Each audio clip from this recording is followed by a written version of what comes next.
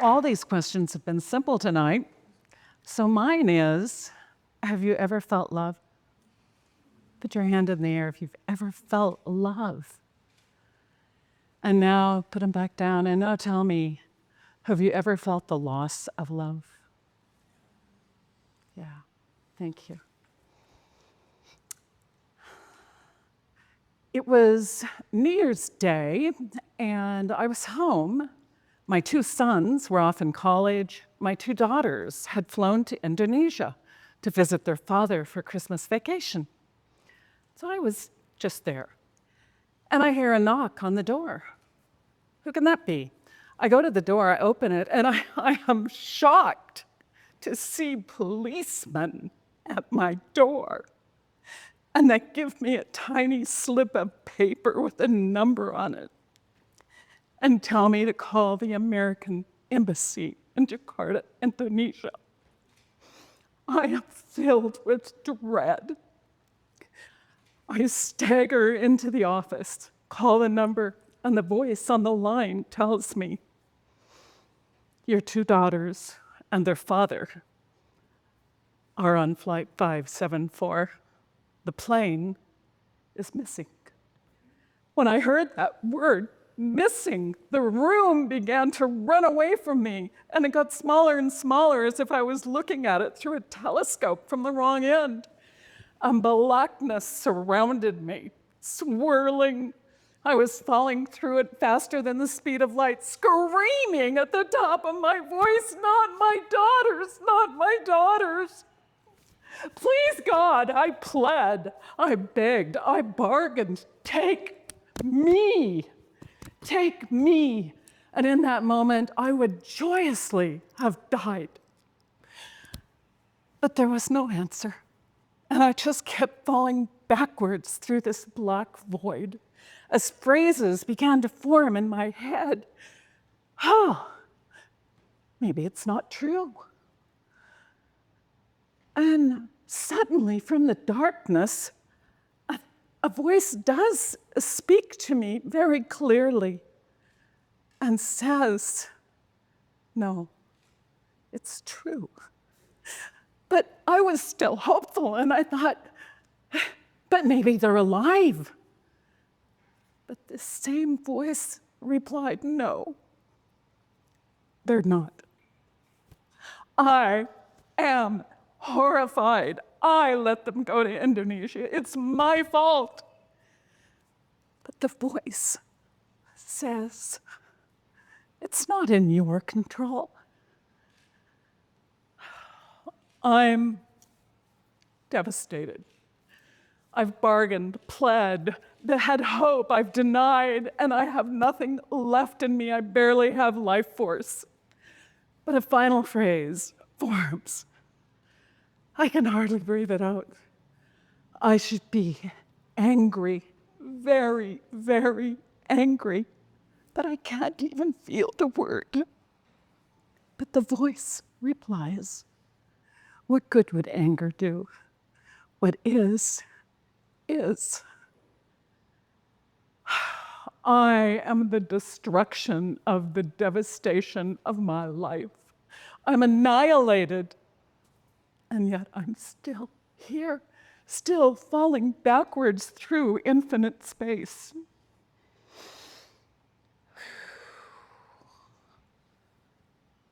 I'm stopped. I'm in the middle of a galactic black space.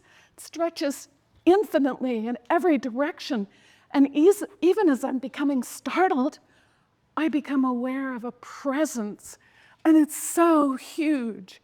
And it has no form, and yet it is palpable, and it is holding me and cradling me like I am the most divine child in the entire world. I feel love suffusing every atom of my body. And in that moment, this grace crowded out my grief. And I was held and I was safe. Then the divine presence began imprinting knowings down into me, into my soul. Knowings about life, about death, about the beyond. I was in awe and overwhelmed. And then I remembered my daughters. My daughters are dead. And the divine presence gave me one more knowing. Everything is in perfection. And in that moment, my loss, my trauma that's so huge, was reconciled into being a perfect small part of a gigantic, perfect picture. And I was reconciled. I rested in the arms of the divine presence in perfect love and perfect peace. I hit the floor. I'm so startled. I'm back in 3D reality. And I thought I was going to stay with the divine presence forever. And even as I'm getting adjusted back to this new information, I feel inside of me that love is still present in me. That grace is still inside of me in this 3D world. But even as I'm connecting to that, my grief washes back over me in a tsunami that drowns everything. My grief and my grace were both gigantic, and both of them were struggling to go inside of me, a too small container. I didn't know if I could hold one of them, and I'm being asked to hold both, grief and grace. How will I hold this paradox?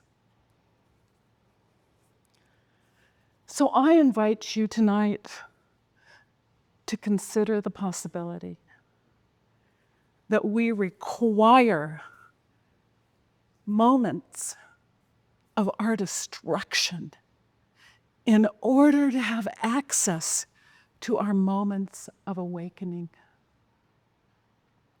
I had been an atheist. I'd gotten married. My husband and I had lived internationally. We'd moved all over the world. We'd had 4 kids in 3.5 years. We were married 20 years. We got divorced. I came back to Oregon. He came to Indonesia. Everything in my life was actually very good on that day, that New Year's Day, that new day of new possibilities, until that knock on the door. My sons were in grief. I was in grief. We were surrounded by grief. And yet, even in that very first moment, when I came back to 3D reality, I knew I also had this connection to divine presence and love inside of me. Despite being devastated, I was still holding that love. From that point on, my life became a journey of having to learn how to love the paradox of living with both grief and grace. I had to learn to live with my tears, and I had to learn how to live with my love and my grace and my laughter. And I have become both things. They are me. They have integrated. They are present. When you see me, you see them. I am them. So I'd like to invite you into looking at what your possibility is. When you can step into the idea that you, while you're living your life with all of its ups and its downs and its dramas, you're simultaneously connected to a much greater universal love. While I was with the divine presence, I was given a gift. And I'd like to share that gift with you to help you on that journey of your own possibility.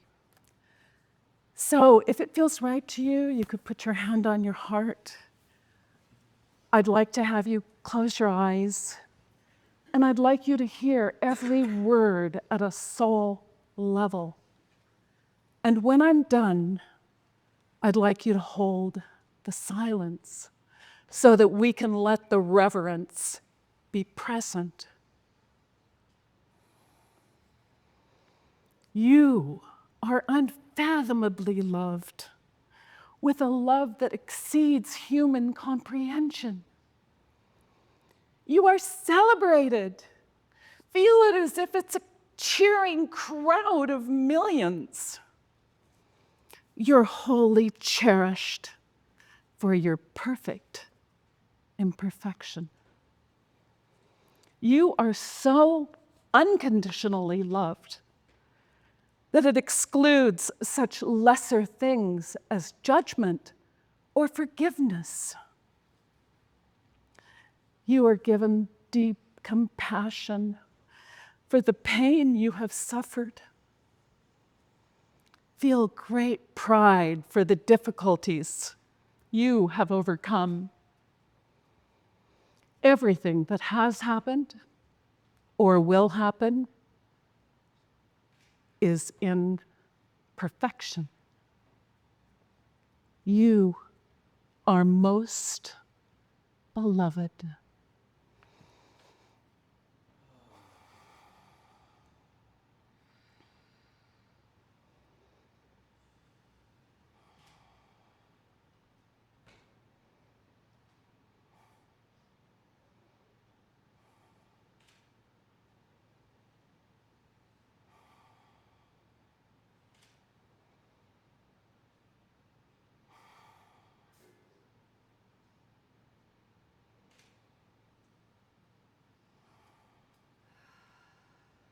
Thank you.